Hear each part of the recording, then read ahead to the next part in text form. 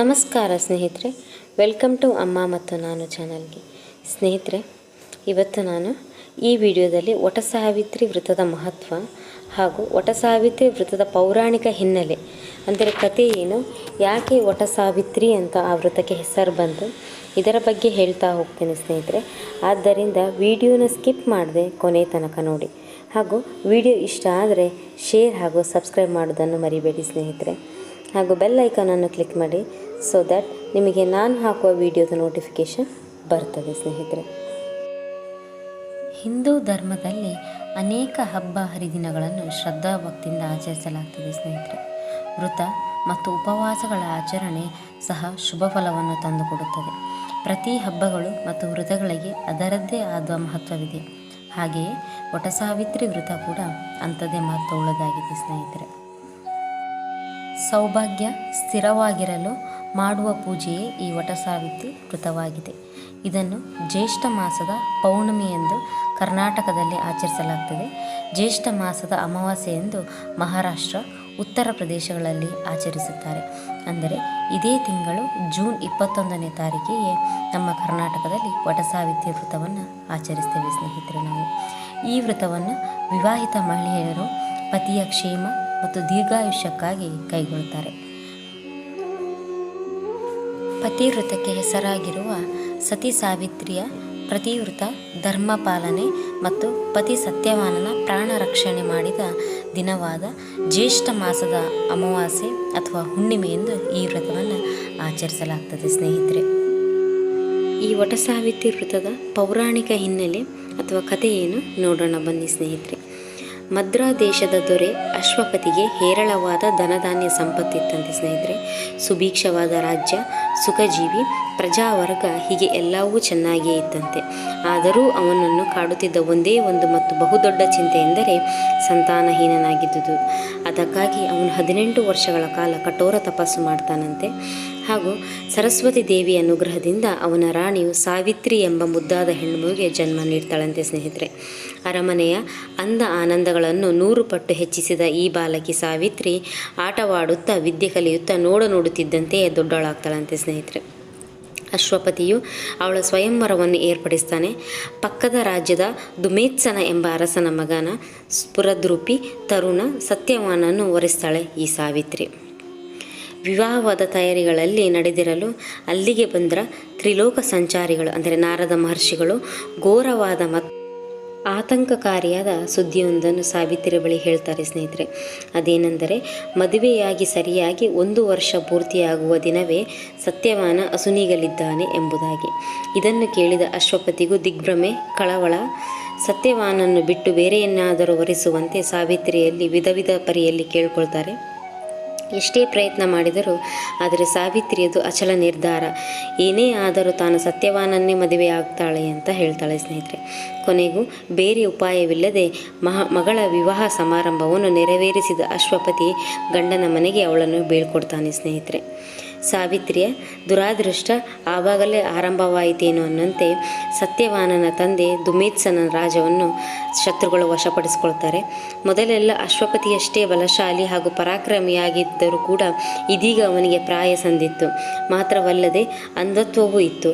ರಾಜ್ಯ ಕಳೆದುಕೊಂಡು ಒಂದು ಕಾಡಿನಲ್ಲಿ ಆ ಮುದಿ ತಂದೆ ತಾಯಿಯ ಮತ್ತು ಹಾಗೂ ಈ ನವವಿವಾಹಿತ ಜೋಡಿ ಸೇರಿ ಬದುಕನ್ನು ಸಾಗಿಸಬೇಕಾಯಿತು. ಅಷ್ಟಾದರೂ ಸಾವಿತ್ರಿ ಮಾತ್ರ ನಗುಮುಖದಿಂದಲೇ ಗಂಡ ಮತ್ತು ಅತ್ತೆ ಮಾವಂದಿರ ಸೇವೆ ಮಾಡಿಕೊಂಡು 1 ವರ್ಷದಲ್ಲಿ ಗಂಡ ಸಾಯಲಿದ್ದಾನೆ ಎಂಬ ಕಠೋರ ಸತ್ಯವನ್ನು ತನ್ನ ಹೊಟ್ಟೆಯಲ್ಲಿ ಹಾಕಿಕೊಂಡು ಸಂತೃಪ್ತ ಭಾವದಿಂದಲೇ ದಿನ ಕಳೆಯುತ್ತಿದ್ದಳಂತೆ ಸ್ನೇಹಿತರೆ.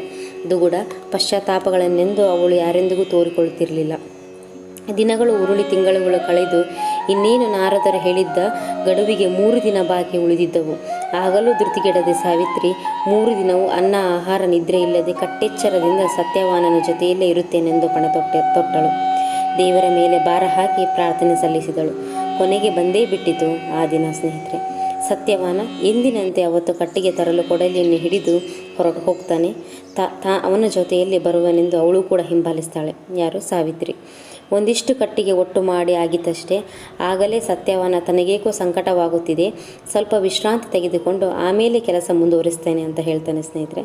ಆ ಸತಿಪತಿಯರು ಆಗ ಒಂದು ದೊಡ್ಡ ಆಲದ ಮರದ ಕೆಳಗಡೆ ಬಂದು ಕೂತ್ಕೊಳ್ತಾರೆ. ಅಲ್ಲಿಯೇ ಕುಳಿತ ಸಾವಿತ್ರಿ ತನ್ನ ತೊಡೆಯ ಮೇಲೆ ತಲೆಯನ್ನಿಟ್ಟು ಮಲಗುವಂತೆ ಸತ್ಯವಾನನಿಗೆ ಹೇಳ್ತಾಳೆ. ಏಕಾಏಕಿ ನಿಸ್ತೇಜನಾದ ಸತ್ಯವಾನ ಒಂದು ರೀತಿ ನರಳಾರಂಭಿಸ್ತಾನೆ. ನಿಗದಿತ ವೇಳೆಗೆ ಅವನ ಪ್ರಾಣ ಪಕ್ಷಿ ಹಾರಿ ಹೋಗುವುದಕ್ಕೆ ಆಗ ಅಲ್ಲೊಂದು ಕರಾಳ ಆಕೃತಿ ಗೋಚರಿಸುವುದಕ್ಕೂ ಸರಿಯಾಗ್ತದೆ ಸ್ನೇಹಿತರೆ. ಅದು ಬೇರೆ ಯಾರೂ ಅಲ್ಲ, ಸಾಕ್ಷಾತ್ ಯಮಧರ್ಮರಾಯ. ತನ್ನ ಕೈಯಲ್ಲಿನ ಪಾಶದಿಂದ ಸತ್ಯವಾನನ ಆತ್ಮವನ್ನು ಎಳೆದುಕೊಂಡು ದಕ್ಷಿಣ ದಿಕ್ಕಿಗೆ ಹೊರಟೇ ಬಿಟ್ಟ ಯಮ. ಇದೆಲ್ಲ ಕಣ್ಮುಚ್ಚಿ ತೆರೆಯುವುದರೊಳಗೆ ಘಟಿಸಿದ ಅನುಭವ ಸಾವಿತ್ರಿಗೆ. ಅವಳು ಎದ್ದು ನಿಂತು ಆರ್ತನಾದಗೈಯುತ್ತಾ ಯಮಧರ್ಮರಾಯನನ್ನು ಹಿಂಬಾಲಿಸ್ತಾಳೆ ಸ್ನೇಹಿತರೆ. ತನ್ನ ಹಿಂದೆಯೇ ಬರುತ್ತಿರುವ ಈ ನಾರಿಯನ್ನು ಕಂಡು ಯಮನಿಗೆ ಆಶ್ಚರ್ಯ.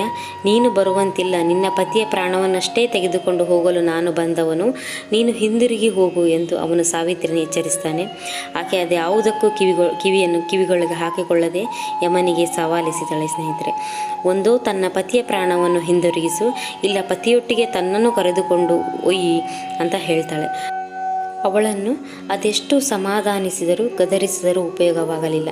ಏನೇನು ವರಗಳ ಆಮಿಷ ತೋರಿಸಿದರೂ ಕೂಡ ಸಾವಿತ್ರಿ ಕೇಳುತ್ತಿದ್ದದ್ದು ಒಂದೇ, ಸತ್ಯವಾನ ಮತ್ತೆ ಬದುಕಬೇಕು, ಇಲ್ಲವಾದಲ್ಲಿ ತಾನು ಸತ್ತು ಅವನ ಸಹಭಾಗಿಯಾಗಿ ಸ್ವರ್ಗ ಸೇರಬೇಕು ಅಂತ ಹೇಳ್ತಿರ್ತಾಳೆ. ಸಾವಿತ್ರಿಯ ಪತಿಭಕ್ತಿಯ ಎದುರು ಯಮ ಸೋಲ್ತಾನೆ ಸ್ನೇಹಿತರೆ. ಹಾಗೂ ಆಕೆ ಅಚಲ ಪ್ರೇಮವನ್ನು ಕಂಡು ಮರಗ್ತಾನೆ. ಯಾವ ಆಲದ ಮರದ ಬುಡದಿಂದ ಸತ್ಯವಾನನ ಪ್ರಾಣನ್ನು ಕಸಿದುಕೊಂಡು ಹೋಗಿದ್ದಾನೋ ಅಲ್ಲಿಗೆ ಮರಳಿ ಅವನ ಮೃತ ಶರೀರದಲ್ಲಿ ಮತ್ತೆ ಪ್ರಾಣವಾಯು ಸಂಚರಿಸುವಂತೆ ಮಾಡ್ತಾನೆ. ಪತಿಯೇ ಪರದೈವವೆಂದು ನಂಬಿದ ಸಾವಿತ್ರಿಯನ್ನು ಮನಸಾರೆ ಹರಿಸಿದ ಯಮ 100 ಕಾಲ ಬಾಳುವಂತೆ ಅವರಿಬ್ಬರನ್ನು ಅನುಗ್ರಹಿಸಿ ಅಲ್ಲಿಂದ ಕಣ್ಮರೆಯಾಗ್ತಾನೆ ಸ್ನೇಹಿತರೆ.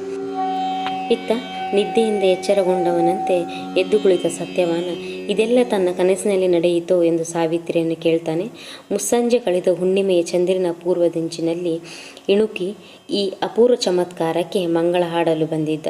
ಕಟ್ಟಿಗೆ ಒಯ್ಯುವುದು ತಡವಾಯಿತೆಂದು ಲಘುಬಗೆಯಿಂದ ಮನೆಯತ್ತ ಮರಳ್ತಾನೆ. ಸತ್ಯವಾನ ಸಾವಿತ್ರಿ ಅಲ್ಲಿ ನೋಡುವುದೇನು, ತಂದೆ ತಾಯಿಯರು ಸಂತಸದಲ್ಲಿರುತ್ತಾರೆ. ರಾಜ್ಯವನ್ನು ಕಸಿದುಕೊಂಡಿದ್ದ ಶತ್ರುಗಳು ಪರಾರಿಯಾಗಿ ಮತ್ತೆ ರಾಜ್ಯಭಾರಕ್ಕೆ ಬರಬೇಕೆಂದು ಅದಾಗಲೇ ದೂತನೊಬ್ಬ ಅವರನ್ನು ಕರೆಯುತ್ತಿರ್ತಾನೆ. ಸಾವಿನ ಮನೆಯನ್ನು ಹೊಕ್ಕು ಮರಳಿದ ಮಗ ಸತ್ಯವಾನ ಸಾವನ್ನೇ ಜಯಿಸಿದ ಸೊಸೆ ಸಾವಿತ್ರಿ ತುಮೇತ್ಸನ ಆನಂದಕ್ಕೆ ಪಾರವೇ ಇರಲ್ಲ ಸ್ನೇಹಿತರೆ. ಮತ್ತು ಎಲ್ಲರೂ ರಾಜ್ಯಕ್ಕೆ ಮರಳಿ ಸ್ವಸ್ತಿ ಪ್ರಜಾಭ್ಯ ಪರಿಪಾಲಯಂತಂ ನ್ಯಾಯೇನ ಮಾರ್ಗೇಣ ಮಹಿಷಾಂ ಗೋಬ್ರಹ್ಮಣೇಭ್ಯ ಶುಭಮಸ್ತು ನಿತ್ಯಂ ಲೋಕ ಸಮಸ್ತ ಸುಖಿನೋ ಭವಂತು ಎಂದು ಆನಂದವಾಗಿ ರಾಜ್ಯಭಾರ ಮುಂದುವರಿಸ್ತಾರೆ ಸ್ನೇಹಿತರೆ. ಇದಿಷ್ಟು ವಟಸಾವಿತ್ರಿ ವ್ರತದ ಪೌರಾಣಿಕ ಹಿನ್ನೆಲೆ ಬಗ್ಗೆ ಸ್ನೇಹಿತರೆ. ವಿಡಿಯೋ ಇಷ್ಟ ಆದರೆ ಶೇರ್ ಹಾಗೂ ಸಬ್ಸ್ಕ್ರೈಬ್ ಮಾಡಿ ಹಾಗೂ ಲೈಕ್ ಕೊಡೋದನ್ನು ಮರಿಬೇಡಿ ಸ್ನೇಹಿತರೆ. Thank you.